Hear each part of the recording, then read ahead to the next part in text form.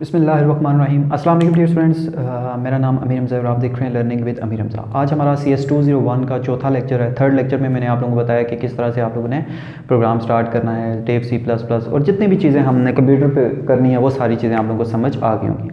आज के लेक्चर में हम क्या क्या डिस्कस करने जा रहे हैं, तो यहाँ पे मैं पहले से ही चीज़ें लिख के रखा करूँगा, आप लोगों को अंदाज़ा हो जाएगा कि हम इस लेक्चर में क्या क्या चीज़ें कवर करेंगे। सबसे पहले तो हम जो आज चीज़ कवर करने जा रहे हैं वो करने जा रहे हैं आइडेंटिफायर एंड इट्स टाइप्स। अगर स्पेलिंग में कोई मिस्टेक हो जाए तो यार इसको इग्नोर करना, ठीक है। तो आइडेंटिफायर्स और इसके टाइप्स। आइडेंटिफायर क्या होते हैं, इसके कौन कौन सी टाइप्स हैं। कीवर्ड्स वैसे हम पढ़ चुके हैं लेकिन यहाँ पे थोड़े से यूज़ हो रहे थे तो इसलिए मैंने कीवर्ड्स को भी इस लेक्चर में डाल दिया दोबारा से। उसके बाद हम पढ़ेंगे डाटा टाइप्स।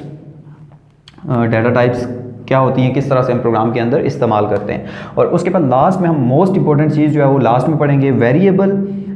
क्या रूल्स होते हैं वेरिएबल को नाम देने के लिए, वेरिएबल डिक्लेयर कैसे किया जाता है और वेरिएबल को इनिशियलाइज कैसे किया जाता है। वेरिएबल डिक्लेरेशन क्या होती है, वेरिएबल इनिशियलाइजेशन क्या होती है। तो सबसे पहले जो चीज़ हम डिस्कस करने जा रहे हैं वो है आइडेंटिफायर, ठीक है। तो पहली चीज़ जो हमारे पास आ रही है वो क्या है, आइडेंटिफायर। अब आइडेंटिफायर क्या होता है, ये नाम होता है। Identifier are the names used for variable, constants, functions, labels. जो किसी भी वेरिएबल को, फंक्शंस को, कॉन्स्टेंट्स को या किसी लेबल को रिप्रेजेंट करने के लिए इस्तेमाल किए जाते हैं। फॉर एग्जांपल हम देते हैं ना कोई भी नाम, जैसे कि मैं कहता हूँ एज इज़ इक्वल टू 9, तो एज एक वेरिएबल हमने लिया हुआ है ना, तो वो जो वेरिएबल है वो रिप्रेजेंट कर रहा है किसको, एज को, तो वो एक आइडेंटिफायर है, एक आइडेंटिटी होती है। इसको हम आइडेंटिटी से ले सकते हैं, एक आइडेंटिटी जो किसी चीज़ को आइडेंटिफाई कर रही हो। जैसे marks is equal to 75, marks क्या है, एक आइडेंटिटी है, ये मार्क्स को आइडेंटिफाई कर रही है कि ये इसका मतलब मार्क्स है जी, 75 उसके मार्क्स हैं। तो आइडेंटिफायर का मतलब क्या होता है कि किसी भी चीज़ को रिप्रेजेंट करना, किसी चीज़ को आइडेंटिफाई करना कि ये इसका मतलब है, ठीक है। या वेरिएबल के जो वेरिएबल कांस्टेंट को हम रिप्रेजेंट करते हैं ना, तो वो आइडेंटिफायर से करते हैं। दो तरह के आइडेंटिफायर होते हैं। सबसे पहले जो होता है हमारे पास वो होता है स्टैंडर्ड आइडेंटिफायर। कौन सा, स्टैंडर्ड आइडेंटिफायर। उसके बाद दूसरा जो होता है वो होता है हमारे पास user defined, user defined identifier, ठीक है। ये दो हमने आइडेंटिफायर यहाँ से देख लिए हैं, ठीक है। सबसे पहले हम देख लेते हैं स्टैंडर्ड आइडेंटिफायर कौन से होते हैं। पिछले कुछ लेक्चर्स में हमने क्या सीखा था, हम यूज़ कर रहे थे ये ऐसे आइडेंटिफायर होते हैं जिनके स्पेशल मीनिंग और स्पेशल पर्पस होते हैं। इसका मतलब क्या होता है, जिसके स्पेशल मीनिंग और पर्पस होता है। ऐसे आइडेंटिफायर जिनका स्पेशल मीनिंग हो या स्पेशल पर्पस हो वो स्टैंडर्ड आइडेंटिफायर होते हैं। कैसे, अब स्पेशल कैसे होता है जी, कोई भी नाम स्पेशल कैसे हो सकता है। अब देखें सी इनके अंदर हमने कीवर्ड्स पढ़े थे। कीवर्ड्स क्या होते हैं, जो जिनका प्री डिफाइंड मीनिंग होता है, ठीक है, जिनका लैंग्वेज के अंदर पहले से डिफाइन किया जाता है। अब देखिए हम प्रोग्राम के अंदर क्या यूज़ किया करते होते थे, सी इन इनपुट के लिए, सी आउट आउटपुट के लिए। अब देखिए ये प्रोग्राम के अंदर एक स्पेशल कैरेक्टर है जिसको हम कीवर्ड्स कहते हैं। तो ऐसे कैरेक्टर जिनका प्री डिफाइंड मीनिंग हो और स्पेशल मीनिंग हो वो क्या कहलाते हैं, स्टैंडर्ड आइडेंटिफायर। अब देखें सी इन, ये हम किसी भी वेरिएबल का नाम रखने के लिए इस्तेमाल नहीं कर सकते, क्योंकि हमें पता है जो कीवर्ड्स होते हैं वो हम प्रोग्रामिंग के अंदर किसी भी और तरह से इस्तेमाल नहीं कर सकते, क्योंकि उनका मतलब पहले से प्रोग्रामिंग के अंदर डिफाइंड होता है। जैसे सी इन का मतलब प्रोग्रामिंग के अंदर पहले से डिफाइंड है कि ये इनपुट के लिए इस्तेमाल होगी। सी आउट का मतलब पहले से डिफाइंड है कि ये आउटपुट के लिए इस्तेमाल होगी। तो होप सो ये चीज़ आप लोगों को समझ आ गई होगी। ऐसे नेम, ऐसे चीज़ें जो स्पेशल मीनिंग या स्पेशल पर्पस के लिए इस्तेमाल होते हैं उनको स्टैंडर्ड आइडेंटिफायर कहते हैं। अब ऐसे, उसके बाद ऐसे नाम या ऐसे लेबल जो यूज़र खुद लिखता है, जो यूज़र खुद देता है चीज़ों को, ऐसे वेरिएबल नेम जो यूज़र देता है, ठीक है, जिनका स्पेशल मकसद नहीं होता है, जो आमतौर पर हम वेरिएबल को नाम देने के लिए इस्तेमाल किए जाते हैं। जैसे मैं नाम देता हूँ a इज़ इक्वल टू 2, ये एक मैंने वेरिएबल रख दिया। जैसे मैं कहता हूँ मार्क्स इज़ इक्वल टू 25, ये एक नॉर्मल हमारे पास क्या है, वेरिएबल है। जैसे मैं कहता हूँ कोई भी दे देता हूँ, मैं एज दे देता हूँ, एज, तो ये हमने एक नॉर्मल वेरिएबल रखा है जो एज को आइडेंटिफाई कर रहा है, जो एज को डिफाइन कर रहा है। तो जो ऐसे जो आइडेंटिफायर जो यूज़र खुद देता है, जो यूज़र खुद प्रोग्राम में वेरिएबल के नाम रखने के लिए इस्तेमाल करता है, उनको क्या कहते हैं, यूज़र डिफाइंड आइडेंटिफायर। तो होप सो आप लोगों को ये दो चीज़ें समझ आ गई। आइडेंटिफायर क्या होते हैं, जो किसी भी वेरिएबल, कांस्टेंट या फंक्शन को रिप्रेजेंट करने के लिए इस्तेमाल किए जाते हैं। जैसे कि एज को रिप्रेजेंट करती है, आइडेंटिफाई करती है। जैसे कि सी इन जो है वो इनपुट को करता है, सी आउट आउटपुट को करता है। तो किसी चीज़ को रिप्रेजेंट करने के लिए जो हम नाम लिखते हैं या रखते हैं वो क्या कहलाते हैं हमारे पास, आइडेंटिफायर्स। ये पहला टॉपिक था। होप सो आप लोगों को ये पहला टॉपिक जो है वो क्लियर हो गया होगा। Topic number 2, keywords. पहले हम पढ़ चुके हैं, लेकिन फिर से एक दफ़ा आप लोगों को कीवर्ड्स भी एक्सप्लेन कर देता हूँ ताकि आपको फिर से याद हो जाए। कीवर्ड्स या रिजर्व्ड वर्ड भी इसको हम कहते हैं, ठीक है। इनका मकसद क्या होता है? इनका प्री डिफाइंड मीनिंग होता है। इनका क्या होता है? Pre defined meaning in programming in C++।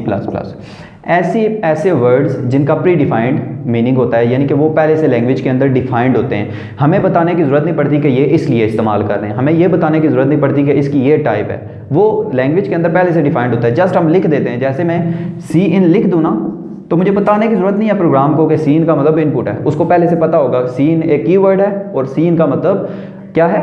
Input है। सी आउट अगर मैं लिख दूं तो उसका मतलब उसको पता है कि सी आउट आउटपुट के लिए इस्तेमाल किया जाता है। अगर मैं फॉर लिखूंगा तो फॉर लूप होता है, आगे हम पढ़ेंगे। फॉर एक कीवर्ड है, ठीक है, लूप के लिए इस्तेमाल होता है। तो इस तरह के कई वर्ड्स हैं, इनकी लिस्ट जो है आप लोगों को अपनी बुक में मिल जाएगी। कीवर्ड्स की बहुत सारी लिस्ट होती है। 21 के 31 जो है होते हैं हमारे पास, 31 से ज़्यादा भी होते हैं, ठीक है। तो ये हमारे पास कीवर्ड्स यूज़ होते हैं। कीवर्ड्स क्या होते हैं? जिनका प्री डिफाइंड मीनिंग होता है उस लैंग्वेज के अंदर, जिनको हमें डिफाइन करने की ज़रूरत नहीं पड़ती। दो चीज़ें हमारी क्लियर हो गई हैं। अब तीसरी चीज़ आ जाती है डाटा टाइप। हर प्रोग्राम में ये डाटा टाइप यूज़ होगी। स्टार्ट में सबसे पहले जो चीज़ यूज़ हुआ करेगी ना, वो होगी डाटा टाइप। अब डाटा टाइप क्या होती है? जिस बंदे ने ये डाटा टाइप समझ लें उसको आधा प्रोग्राम समझ में आ गया। डाटा टाइप जिसने समझ ली उसको समझ लें प्रोग्राम जो है वो आधा समझ में आ गया। अब लिखते हैं जी डाटा टाइप्स। 3 तरह की डाटा टाइप्स होती हैं, तीनों लिखता हूँ। डाटा टाइप का मतलब वैसे ये होता है कि डाटा की टाइप बताना, कि आप जो डाटा इंटर करवा रहे हो या जिस डाटा के ऊपर काम कर रहे हो वो किस तरह का डाटा है। जैसे कि नंबर्स एक डाटा है, टेक्स्ट एक डाटा है, पिक्चर भी एक डाटा में आती है, वीडियो भी डाटा में आती है, डॉक्यूमेंट MS वर्ड की कोई फाइल है वो भी डाटा में आती है। लेकिन इनकी टाइप्स तो अलग है ना। जैसे वो डॉक्यूमेंट फाइल है, अगर म्यूज़िक बोलूँ मैं तो MP3 होती है, वीडियो जो होती है MP4 होती है, और इमेज जो होती है वो JPG उसकी जो है वो टाइप होती है। तो इस तरह प्रोग्रामिंग के अंदर भी मुख्तलिफ किस्म का डाटा हम जो है वो लिखते हैं। 3 टाइप्स होती हैं। पहली जो टाइप होती है वो होती है इंटीजर। दूसरी जो टाइप होती है उसको हम कहते हैं फ्लोट, और तीसरी जो टाइप होती है उसको हम कहते हैं कैरेक्टर, ठीक है। स्पेलिंग आगे पीछे अगर कर देता हूं तो यार इसको इग्नोर कर देना।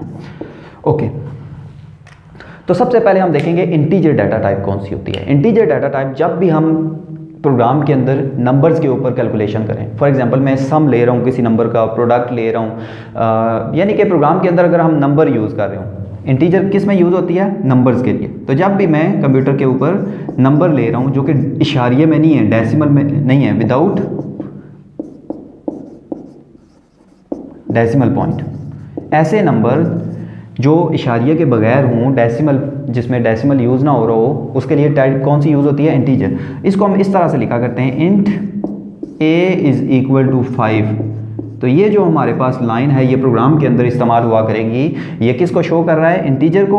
INT, प्रोग्राम के अंदर हम पूरा इंटीजर नहीं लिखते, INT लिखते हैं, और आगे हम वेरिएबल का नाम लिखते हैं और आगे उसकी वैल्यू देते हैं। तो इससे वैल्यू से हमें ये पता चल रहा है कि इंटीजर की जो वैल्यू होती है वो क्या होती है? एक नंबर होता है जो कि पॉजिटिव भी हो सकता है और नेगेटिव भी हो सकता है। सिर्फ क्या होता है, वो एक नंबर होना चाहिए जो पॉजिटिव भी हो सकता है और नेगेटिव भी हो सकता है। ये होगी इंटीजर डाटा टाइप। उम्मीद है कि ये आप लोगों को समझ आ गई होगी। ऐसी डाटा टाइप जिसके अंदर हम अगर नंबर यूज़ कर रहे हो जो इशारिये के बगैर हो, चाहे वो पॉजिटिव हो चाहे वो नेगेटिव हो, तो वो क्या कहलाएगा? इंटीजर डाटा टाइप में आ जाएगा। नंबर 2 पे आ जाती है हमारे पास फ्लोट।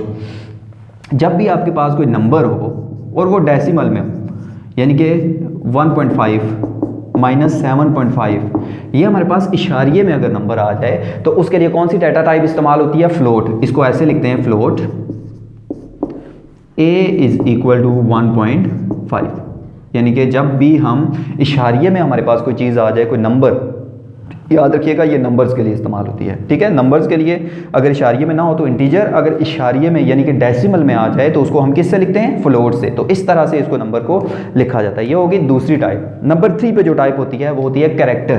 जब भी हमें कोई कैरेक्टर लिखना हो, फॉर एग्जाम्पल किसी का नाम लिखना हो, कोई स्पेशल सिंबल लिखना हो, तो उसके लिए कौन सी डाटा टाइप इस्तेमाल होती है? Character data type. इसको इस तरह से लिखा जाता है, CHAR ये इसकी इन शॉर्ट फॉर्म प्रोग्राम के अंदर हम इस तरह, जैसे इसकी फ्लोट, इसकी INT, तो इसकी जो लिखा करेंगे वो कैरेक्टर, इसके लिए खास होता है कि जब भी हम कैरेक्टर के लिए कोई चीज़ लिखते हैं तो उसको सिंगल कोटेशन के अंदर लिखते हैं। फॉर एग्जांपल मैंने ए लिखा है ना, तो कैरेक्टर की पहचान ये होती है कि उसको आपने सिंगल कोटेशन के अंदर, वो नंबर भी हो सकता है, अगर वो सिंगल कोटेशन में है तो वो करेक्टर डाटा टाइप बन जाती है, वो कोई सिंबल भी हो सकता है। ये हैश अगर सिंगल कोटेशन के अंदर मैंने लिख दिया ना, तो ये क्या बन जाएगा हमारे पास, करेक्टर। इसको किस तरह से प्रोग्राम के अंदर लिखा जाता है, इस तरह, कैरेक्टर, मैं कहता हूँ जी CH, एक वेरिएबल का नाम दे रहा हूँ, इक्वल टू 5। अगर मैंने 5 को सिंगल कोटेशन से लिखा है तो ये किस चीज़ को रिप्रेजेंट कर रहा है हमारे पास, कैरेक्टर डाटा टाइप्स को। तो 3 डाटा टाइप्स हमने पढ़ी हैं। डाटा टाइप्स वेरिएबल को ये बताता है कि वेरिएबल किस टाइप का है।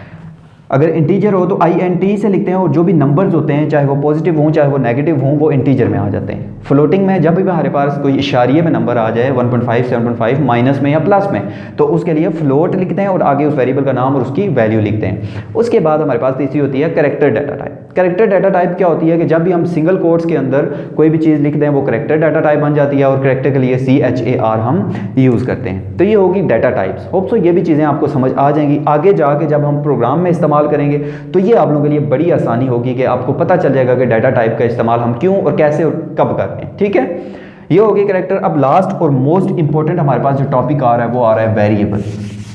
इसको आपने ध्यान से देखना है क्योंकि वेरिएबल टाइप का भी हमें पता चल गया।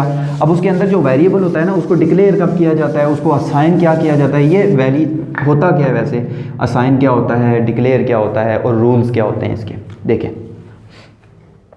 आ जाते हैं जी वेरिएबल के ऊपर।